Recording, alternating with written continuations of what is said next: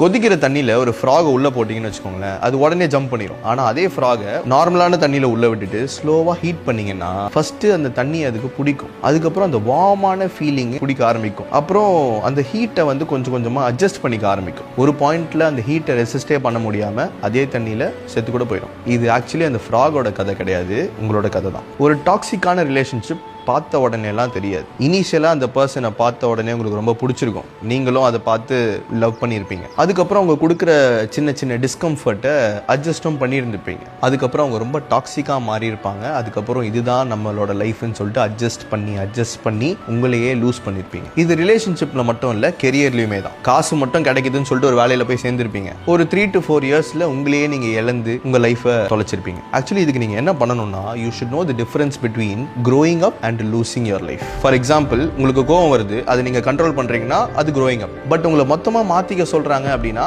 அது losing yourself. நல்லா காசு சம்பாதிக்கணும், அதுக்கு கஷ்டப்பட்டு உழைக்கணும் அப்படின்னா அது growing up.